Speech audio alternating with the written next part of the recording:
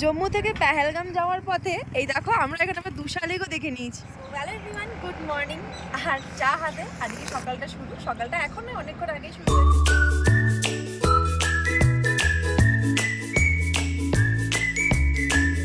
আজকে আমাদের এই ব্লগের স্টার্টিং। আর হচ্ছে আজকে আমরা যাচ্ছি জম্মু থেকে পেহেলগাঁও। আর পেহেলগাঁও যেতে অনেকক্ষণ সময় লাগে, যেহেতু আমি প্রথমবার, জানি না কতক্ষণ, বাট 200 কত কিলোমিটার না, 285 কিলোমিটার, মানে মোটামুটি 7-8 ঘন্টা তো টাইম লাগবেই।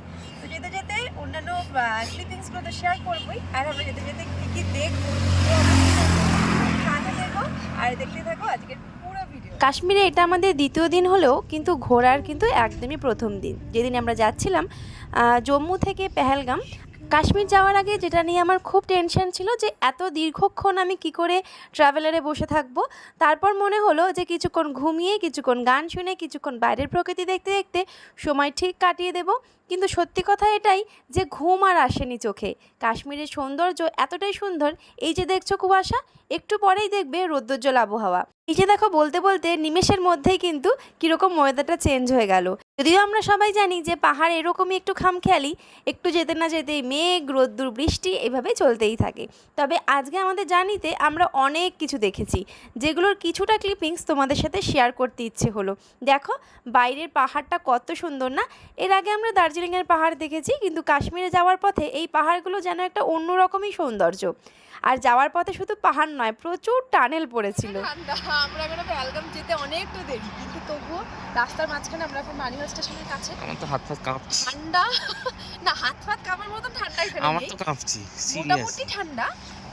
তবে আমরা এখানে একটু টি ব্রেকের জন্য দাঁড়িয়েছি, আর ওই কয়েকটা পাপ্পিকে আমি একটু খাওয়াচ্ছিলাম, বিস্কিট খাওয়াচ্ছিলাম। তো যাওয়ার পথে আরও কিছু ক্লিপিংস তোমাদের শেয়ার করব, সাথে দেখো, ভিডিওগুলো দেখো।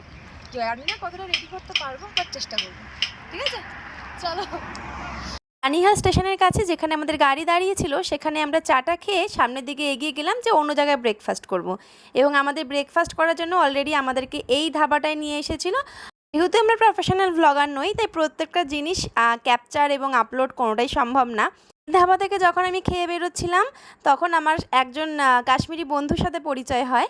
তিনি আমাকে বলেছিলেন যে তোমরা এখন পেহেলগাম যাচ্ছ, আর আমরা এখন পেহেলগাম ছেড়ে বেরিয়ে যাচ্ছি, কারণ তখন চলছিল চিল্লাই কালান। আর তোমরা অনেকেই জানো চিল্লাই কালান মানে প্রচণ্ড টেম্পারেচার কম থাকে এবং প্রচণ্ড ঠান্ডা থাকে। রাস্তার দুধারে বরফ না দেখলেও ওয়েদার কিন্তু দেখে হয়তো বোঝা যাবে না যে তখন ঠান্ডা কী লেভেলের ছিল।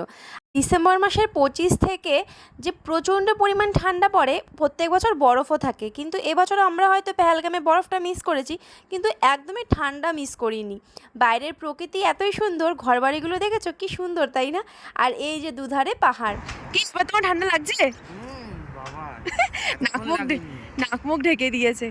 এতক্ষণ রোদ্দুরটা অনেকটা তেজ ছিল, এখন দেখো অনেক কমে গেছে, এখন আর এইদিকে রোদ্দুর নেই, প্রচণ্ড ঠান্ডা। 9 করে এখানে 2-3 ডিগ্রি হবে। চলো আজকের মতন ভিডিওটা এইটুকুই, দেখা হবে অন্য সময় অন্য কোনো ভিডিও। কাশ্মীরের এটা ছিল আমাদের সেকেন্ড পর্ব, এবং থার্ড পর্ব আসবে খুব তাড়াতাড়ি। যত তাড়াতাড়ি আমি ভিডিওটা রেডি করতে পারবো, তত তাড়াতাড়ি তোমাদের সাথে শেয়ারও করতে পারবো। কাশ্মীরে কিন্তু আমরা খুব একটা বেশি ব্লগ করতে পারিনি, বাট তার মধ্যে থেকেও যেটুকু করেছি সেগুলোই পার্ট বাই পার্ট শেয়ার করব তোমাদের সাথে। তোমরা প্লিজ ধৈর্য ধরে ভিডিওগুলো দেখো। আর এগুলো কিন্তু তোমাদের রিকোয়েস্টেই তৈরি করা, কারণ তোমরাই আমাকে কাশ্মীর যাওয়ার আগে অনেকবার করে বলেছো যে দিদি কিছু কিছু ছোটো ছোটো ক্লিপিংস নিয়ে রাখবে, যেগুলো অবশ্যই ব্লগের আকারে শেয়ার করো। চলো তাহলে আজকের মতন টাটা, বাই বাই, দেখা হচ্ছে কাশ্মীর পর্ব 3-তে।